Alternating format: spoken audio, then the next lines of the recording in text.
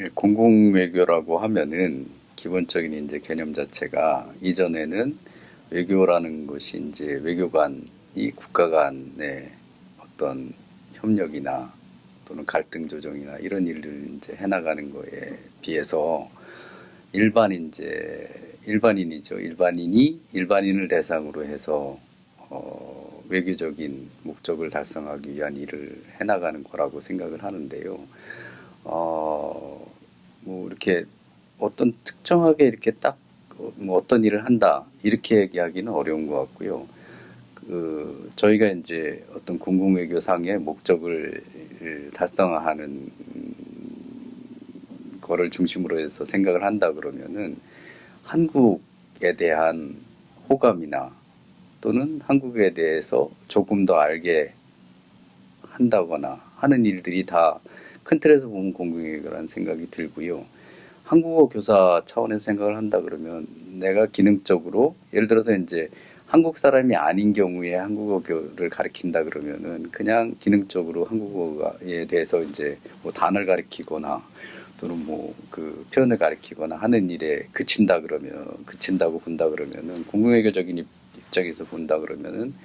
그 뭐 학습 과정이나 교육 과정을 통해서 한국에 대해서 더 친근하게 느끼게 만들고 한국의 좋은 것들에 대해서 알게 노력하는 거 정도가 이제 공공외교 활동이라고 생각을 합니다. 그러니까 특정하게 어떤 걸 예를 들어서 이제 그 오해하기 쉬운 게 저는 이제 굉장히 이제 그 뭐 이렇게 공공외교 차원에서 주의해야 될 것 중에 하나라고 생각을 하는데요. 예를 들면 뭐 독도에 대해서 저희가 갖는 어떤 감정이나 이런 것들이 있는데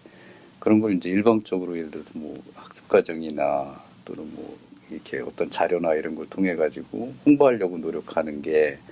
나름대로 이제 좋은 취지이지만 그것이 지니는 여러 가지 또 다른 문제점이나 이런 걸 생각을 한다 그러면은 조심을 해야 될 사항이고 한 것처럼 뭐 너무 이제 이렇게 의욕이 앞서 가지고 일을 그르치는 일이 생기지 않게 어떤 내가 공공외교 활동을 한다 이런 차원이라기보다는 아까 말씀드린 것처럼 한국에 대한 호감이나